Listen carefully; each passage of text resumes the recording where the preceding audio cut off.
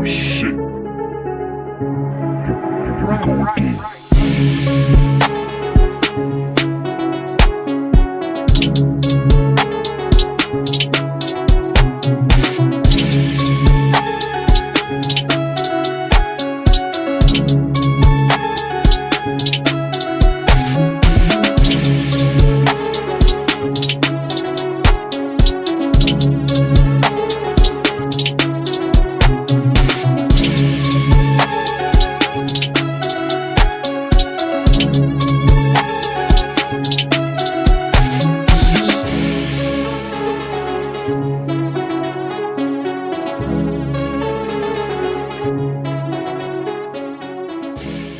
Et salut à tous, bienvenue sur cette nouvelle chaîne YouTube Elliott HD. Donc on se retrouve ici au Québec, on est à proximité de Montréal, on est à peu près 45 minutes de Montréal, à Beauharnois. C'est là où on vit désormais. Vous m'avez peut-être déjà vu dans une vidéo précédente de la chaîne de Hugo Pro. Je suis passé sur la chaîne d'Hugo Pro il y a à peu près 1 an et demi. J'avais déjà ce projet-là de venir m'expatrier au Québec. Et on était resté un petit peu en contact avec Hugo. Donc si tu regardes cette vidéo, je te salue. Parce que c'est en partie lui qui m'a donné le goût de faire cette vidéo aujourd'hui et de monter cette chaîne YouTube avec son aide, avec ses petits conseils. Je le remercie encore. Donc voilà, donc nous on est arrivé au Québec il y a à peu près 6 mois maintenant. On n'a pas tout vu, on n'a pas tout fait, mais on a eu des opportunités que d'autres n'ont pas pu avoir.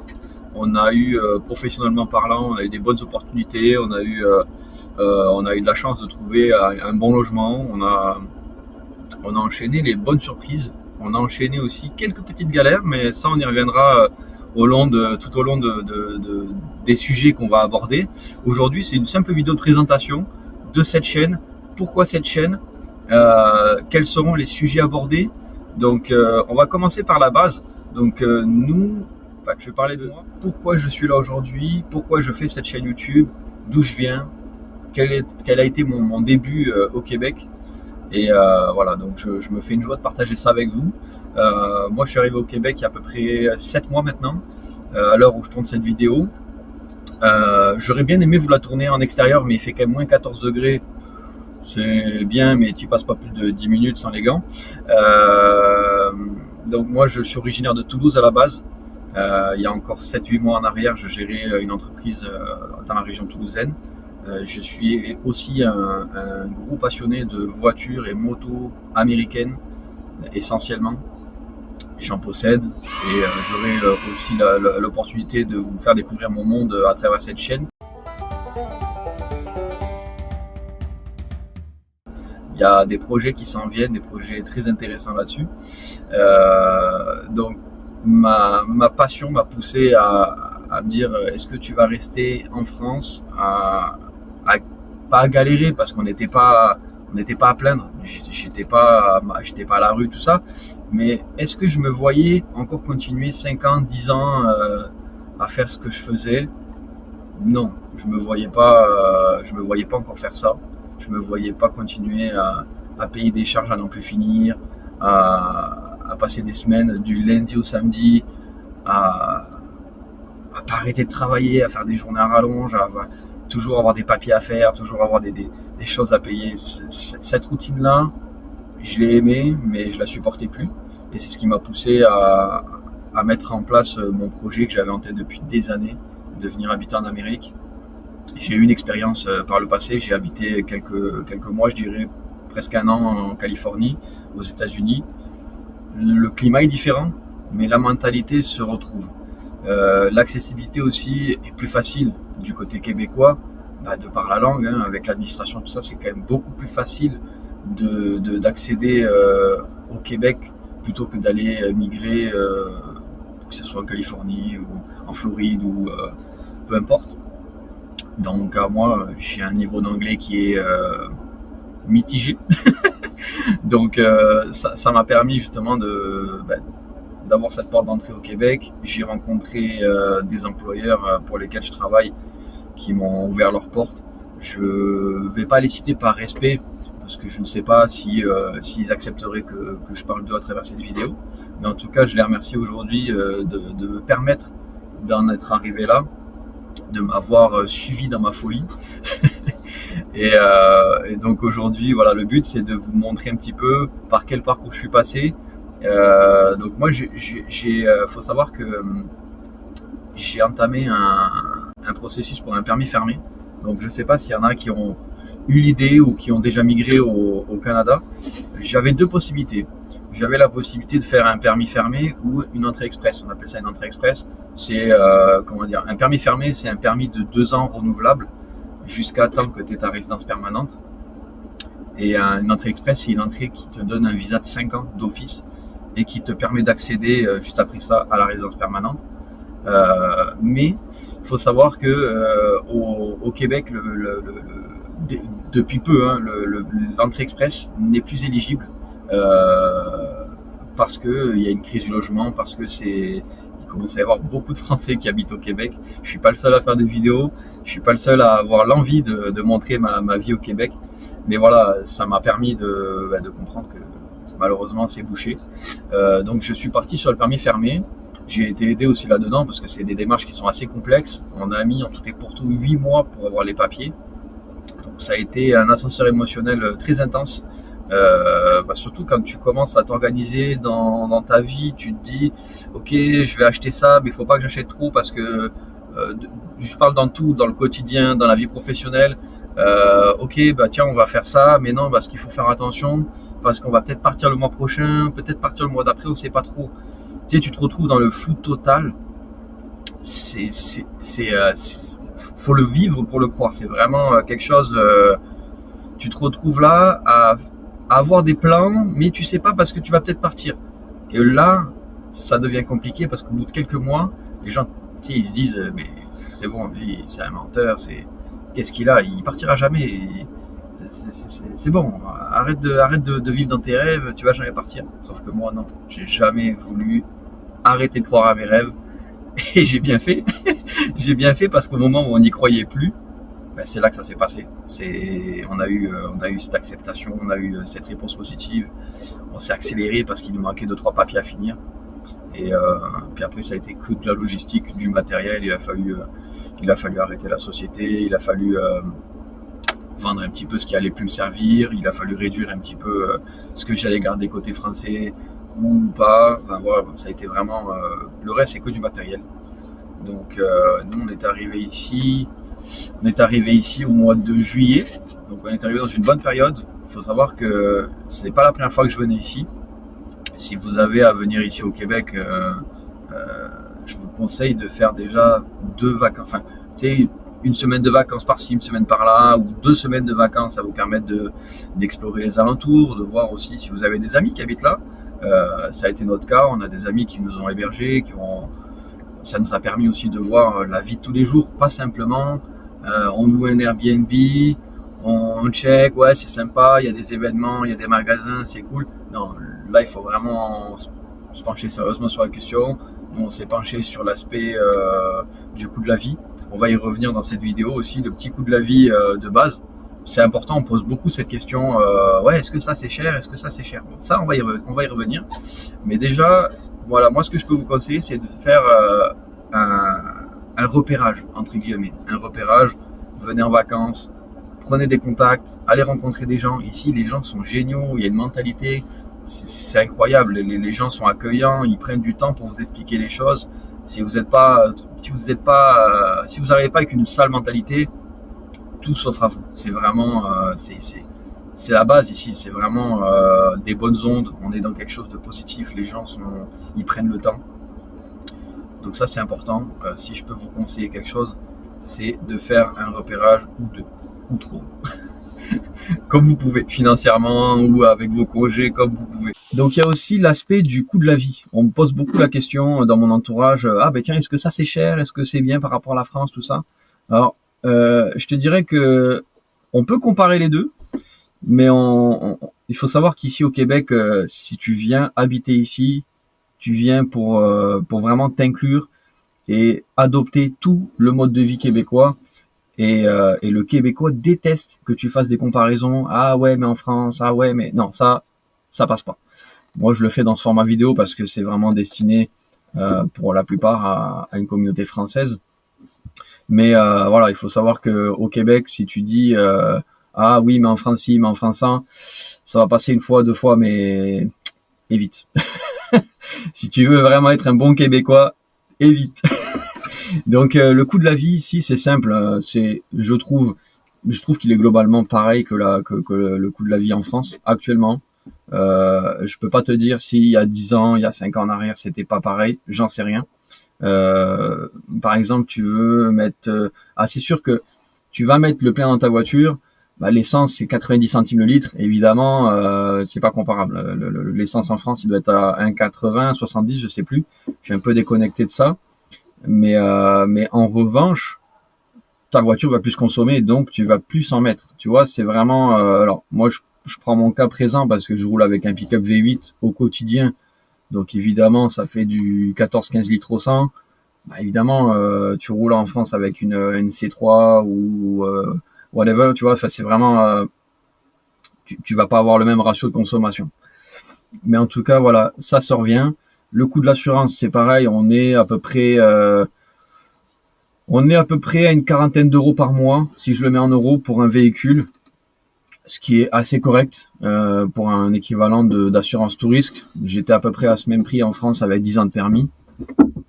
Donc au niveau coût de voiture, voilà, c'est ça.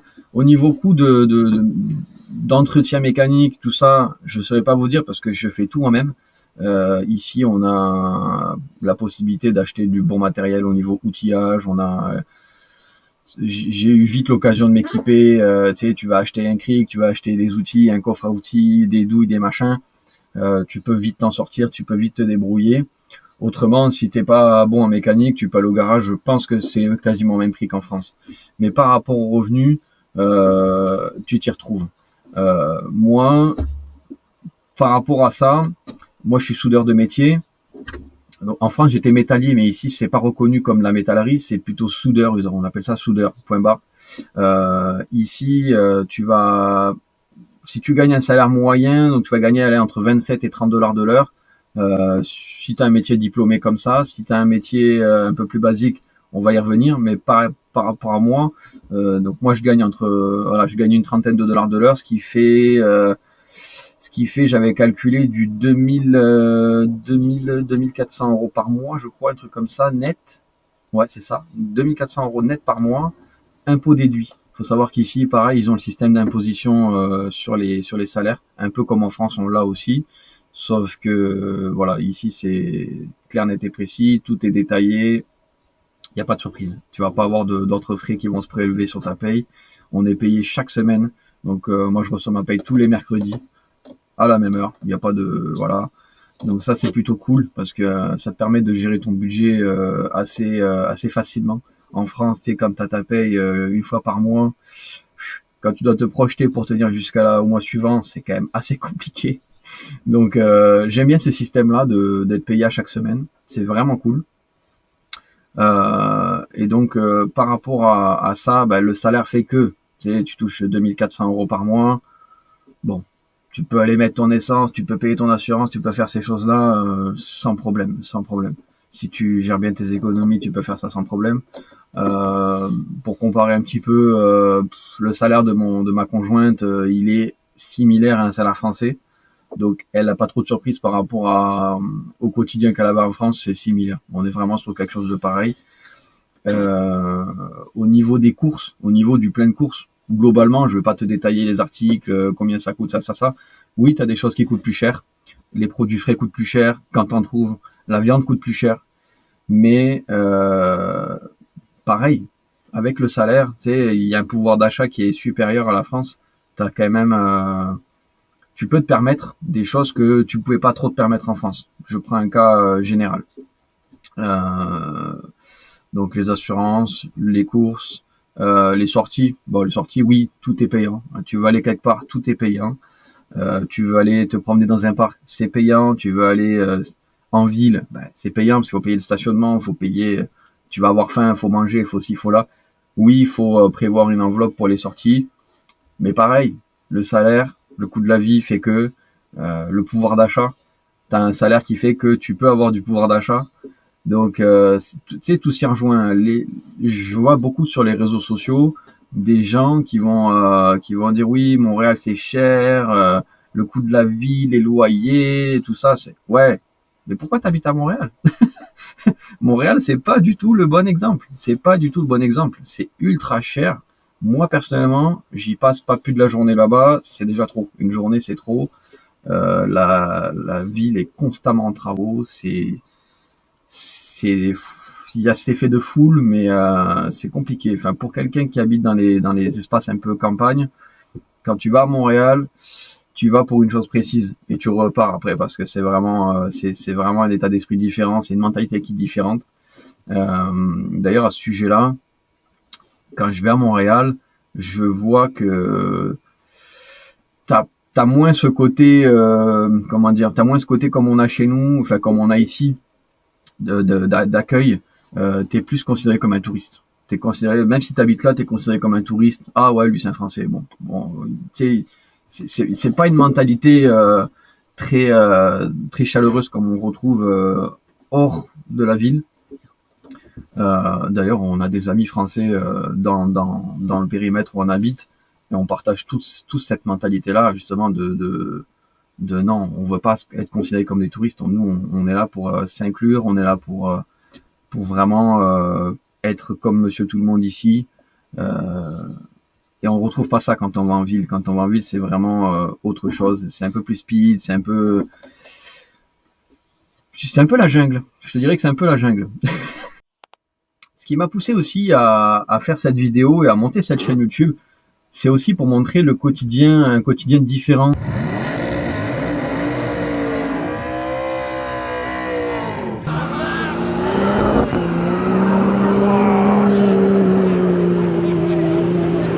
De ce qu'on peut trouver sur d'autres créateurs de contenu. J'en vois pas mal, je regarde pas mal. Avant de me lancer, j'ai écouté beaucoup d'expatriés comme moi qui font du contenu, qui font des comparaisons. Mais malheureusement, on voit beaucoup de gens qui habitent justement sur Montréal ou sur Québec, en ville. Donc je trouve que c'est pas les meilleurs exemples. À moins que tu habites en plein Paris et que tu veux déménager, forcément tu vas peut-être aller habiter dans une grande ville où tu vas pas aller t'expatrier en campagne. J'en vois pas l'intérêt. Nous en France, on habitait déjà en campagne entre guillemets, donc c'est sûr que on n'allait pas habiter en appartement. On voulait pas aller habiter dans la frénésie de la ville. Non, non, ça c'est pas du tout, c'était pas du tout voulu. Mais voilà, mon but c'était de faire un autre format vidéo, un autre format en disant voilà, la vie en campagne c'est comme ça.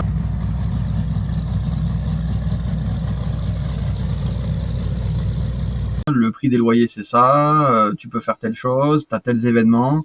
On va y venir d'ailleurs, ici on dirait pas comme ça. Avant de venir m'installer ici, en étant passionné d'automobile, je voyais pas trop d'événements, qu'est-ce qui se passe, et par rapport au sud des États-Unis, par exemple, à la Californie, où tu as des événements toutes les semaines, toute l'année. Bon, par rapport à la météo, c'est quand même plus facile. Je voyais pas trop d'affiches de ce qui se passait ici. Il faut vraiment creuser. Et au final, en arrivant ici, on a rencontré des gens du milieu qui sont adorables, qui nous ont dit tiens, va à tel endroit, t'as un circuit, va à tel endroit, il y a des événements ce week-end, va à tel endroit, t'as des rassemblements statiques.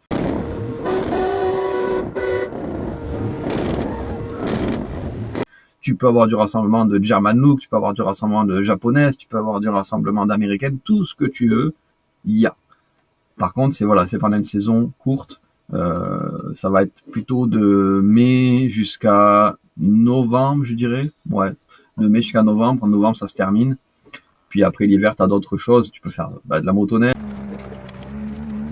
tu peux faire de la luge, tu peux faire du ski, tu peux faire tout un tas de choses. Tu peux faire du quad, tu peux faire voilà, t'as plein de choses à faire en hiver. C'est différent. Puis l'été, c'est autre chose. Donc mon but c'était de montrer à travers cette chaîne, de vous montrer petit à petit qu'est-ce qui est possible de faire quand tu habites au Québec mais que tu habites plus dans le milieu rural. On va parler maintenant de l'habitat. L'habitat, qu'est-ce que ça représente au niveau des coûts, combien ça coûte aussi quand tu aménages. Tu sais, il faut savoir aussi que quand tu aménages au Québec, tu peux venir avec le budget que tu veux. Ils t'imposent rien. En tout cas, dans mon visa que j'ai eu, on m'a rien imposé. Par contre, prévois-toi des réserves. On a eu la chance, nous, de trouver une maison avec un jardin, un garage, pas de voisins proches, enfin, un quartier tranquille, pas un appartement. On voulait vraiment une maison, parce qu'on a aussi des animaux. On a eu de la chance de trouver une maison. On paye, pour être honnête, on paye 1 600 $ par mois, ce qui fait du 1 000 € par mois de loyer, pour 2 chambres, un sous-sol, un salon, cuisine, voilà, enfin, toutes les commodités, un garage, un salon, ce que je trouve relativement correct par rapport à un prix d'une maison à Toulouse, par exemple. Je peux pas te dire dans quelle région ça coûte, voilà, mais par rapport à un loyer à Toulouse, je trouve ça relativement raisonnable. Sinon, pour un appartement, je crois que là où on habite, tu peux trouver des appartements entre 800 et 1 500 $ par mois. Tout dépendra de la vétusté de l'immeuble ou de l'endroit où il est situé. Donc ça au niveau des loyers, je trouve ça relativement raisonnable par rapport au coût de la vie en ville, qui est c'est pas la peine. Enfin, en tout cas, encore une fois, j'y vois pas d'intérêt.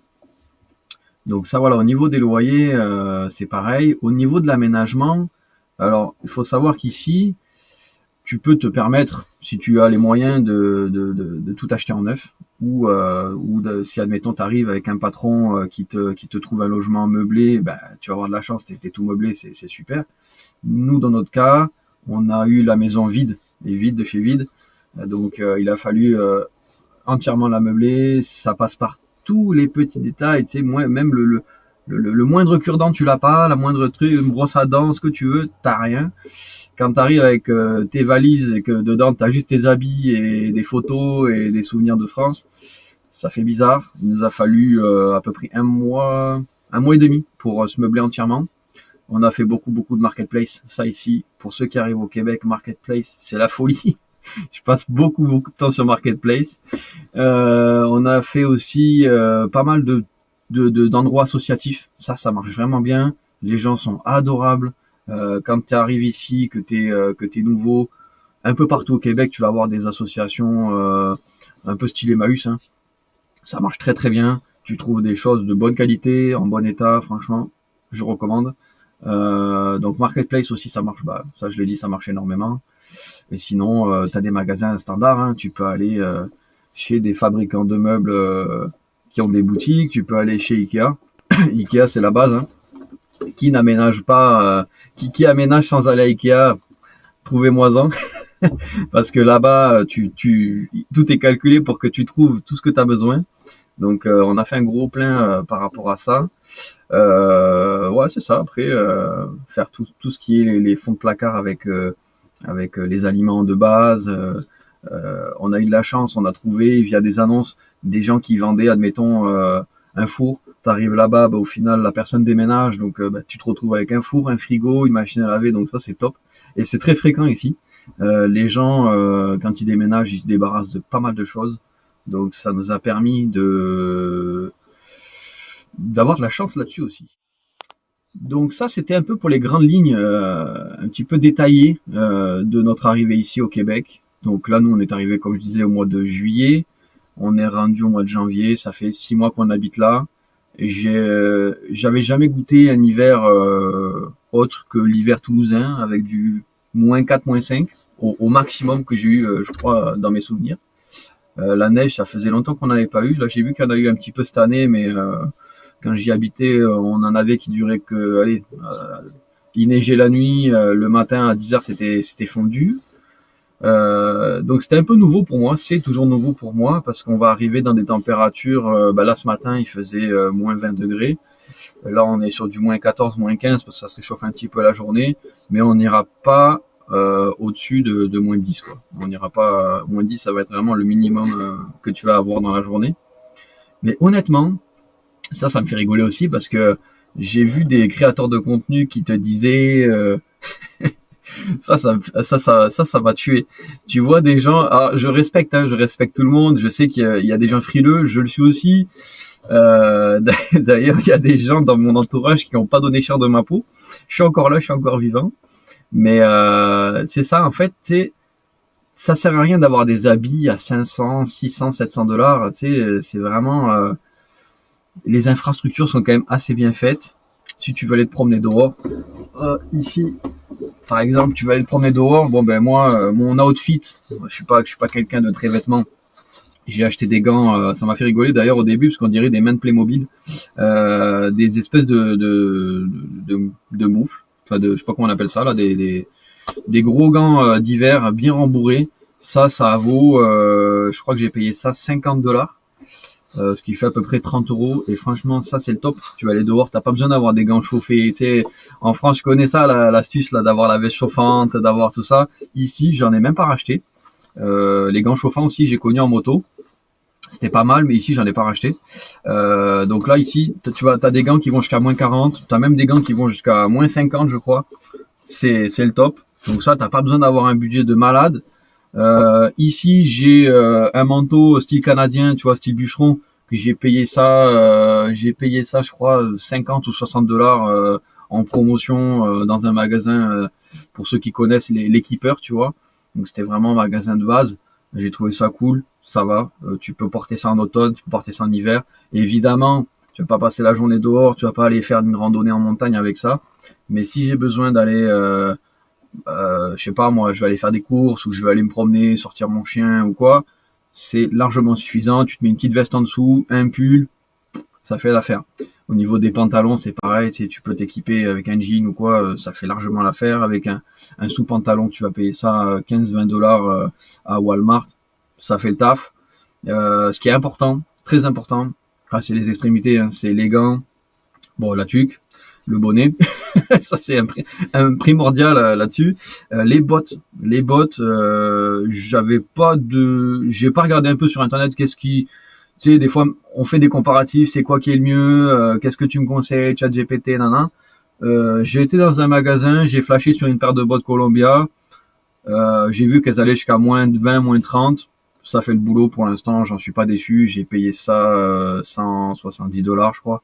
Bon, elles étaient pas en promo, mais vu qu'on va les garder quand même un certain temps et qu'on va les avoir au pied pendant pas mal de temps durant l'année, je trouvais ça important d'y mettre le prix. Donc il n'y a pas besoin d'avoir un setup complet à 5 ou 800 $. Je trouve ça complètement aberrant. Tu te prends un budget de si tu veux faire ça bien, tu te prends un budget d'aller 300-400 balles, et 300 balles déjà, tu peux t'équiper largement avec un gros manteau, avec des choses comme il faut. Encore une fois, le marché de la seconde main, ça marche très bien aussi ici. T'as beaucoup de revendeurs de vêtements de seconde main, t'as des promotions dans les magasins tout le temps. T'as Marketplace aussi, tu sais, les gens d'une année à l'autre, les gens grandissent, tu sais, ou ils changent d'habits, donc tu sais, tu peux facilement te trouver un manteau en très bon état, souvent des trucs de marque aussi. Donc ça, là-dessus, je trouvais ça intéressant de vous donner mon point de vue au niveau de ça. Ça sert à rien de faire des grosses dépenses là-dessus, c'est vraiment ouais. Je vais terminer un peu la vidéo avec ça. C'est que le Québec, c'est le champ du possible. C'est vraiment, on est en plein dedans. On peut faire des choses, mais qu'on peut même pas s'imaginer. On est entouré avec la nature, c'est incroyable. On a des routes qui sont fabuleuses. On a du beau monde. On a tout. Le champ du possible, il est incroyable. Tu veux entreprendre, tu peux entreprendre. Tu veux profiter de la vie, tu veux profiter de belles mentalités, de beaux espaces. Tu peux. Tu veux venir, viens faire un essai. Tu veux faire des vacances, viens faire des vacances. Sur ce, c'était Elliot HD. C'était ma première vidéo YouTube. J'espère que ça vous aura plu. Laissez-moi un petit commentaire si vous avez aimé certaines parties ou si vous voulez des détails sur d'autres sujets que j'ai pas évoqués ou peut-être des sujets où j'ai fait des erreurs. Ça sera un plaisir de vous répondre. Évidemment, je suis un peu novice sur YouTube, donc je vous prie de pas trop m'assassiner dans les commentaires. Mais ça serait un plaisir en tout cas de vous montrer un petit peu mon quotidien et dans une prochaine vidéo. Donc j'espère en sortir une peut-être le mois prochain. On verra selon ce que j'arrive à capter. Mais en tout cas, ça m'a fait plaisir de vous raconter un petit peu mon début au Québec. Et je vous dis à très vite.